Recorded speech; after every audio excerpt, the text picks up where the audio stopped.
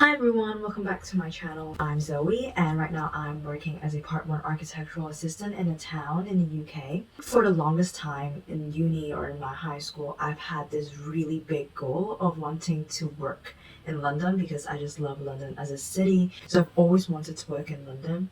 But when I did get an offer to work in London, I ended up rejecting it.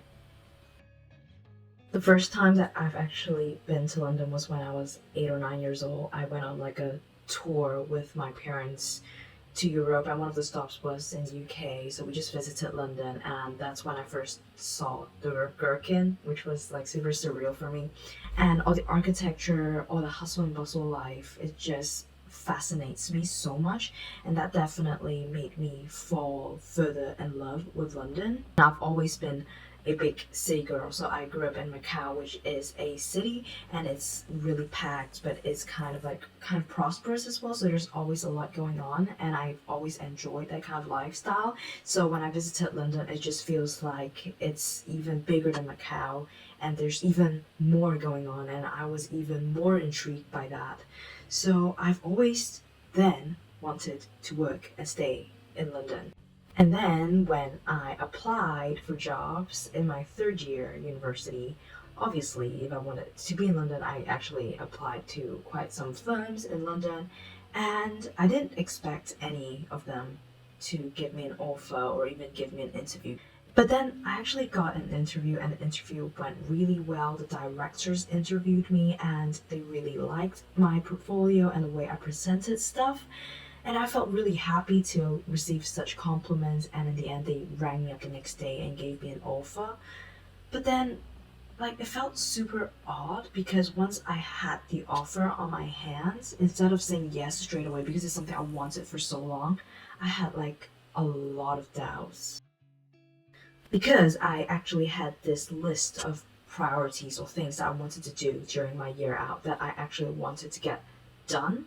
At that moment, if I were to choose London, it feels like that would prevent me from achieving what I wanted done. So there were three main priorities for me. The first one was to get my Part 1 work experience done, which basically if I were to accept a job in any architectural firms in the UK, I think I would be able to kind of achieve that goal. But then the second one was saving money, because if I wanted to become an architect, I have to go back and study my master's, and I wanted to save some money up for this level of education. The third one is that besides architectural work, I also wanted to focus on other things that I have in my life. For example, the YouTube channel, for example, the podcast that me and my friends started, for example, new hobbies that I've picked up, like playing the ukulele. I don't have that strong a willpower or time management to be able to manage this, the things that I wanted to prioritize and kind of balance the life I have in London. Because if I were to live in London, there's so much going on. I would want to explore, I would want to try new things and meet new people, and that would be less time devoted to the priorities that I just listed, and that wouldn't be ideal. And the second part, which is also kind of the most important part, is that London is super expensive. Although the pay is slightly higher in London for Part 1 architectural assistants, it is still not a lot, and if I wanted to save money, then it would be quite hard for me because the rent would be high, there would be council tax and bills, then there's also transportation fees, so that's extra kind of expenditure. If I wanted to stay in London, I would want to explore, I want to try different food and attend different events.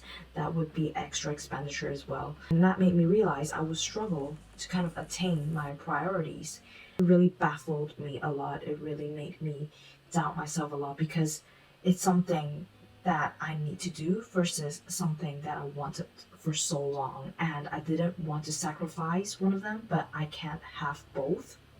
So in the end, I rejected London, and I'm kind of thankful I did now in retrospect, and here's why. The first thought that I had was that if I really love London so much, then it's not going to change anytime soon, right? And right now I'm just in my 20s. Like, I just turned 22 when I made this decision. I was 21, and I feel like at this phase in my life I should be exploring more and trying to find out my likes and dislikes, because I realized something about myself this few years is that a lot of the things that I thought I didn't like, it's not because I tried and didn't like it, it's just because I've never tried it. So many of the stuff that I now try, I actually am okay with it or actually like it. So I wanted to be able to make like bolder decisions to try to choose things that I thought I didn't like and kind of explore. And if I ended up not liking it, and then I won't like it, right? And that applies back to why I didn't choose London. So if I were to love London for so long and I really want to settle down there, like, I could still settle down there in my 30s, and that's not like a late time to settle down, right? So I still have like 10 years for me to kind of explore things, rather than me immediately settling down in London and staying there for like the future few decades and not even trying out things that potentially could be my new favorite.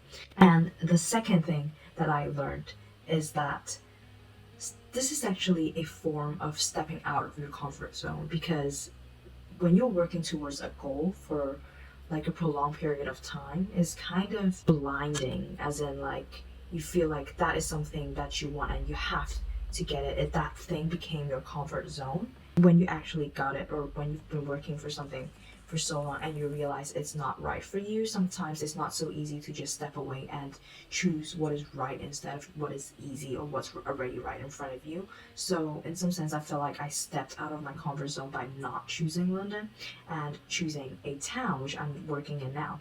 I've always thought that I'm a big city girl. I think I still am, but moving to town has kind of proved me wrong, in the sense that I do not hate smaller towns or the countryside. It's just I've never experienced it, because my experience with people here, with the environment here, with different things here has been like so positive that I'm like reflecting on a lot of choices that I made in my life that was based on my dislikes, you know?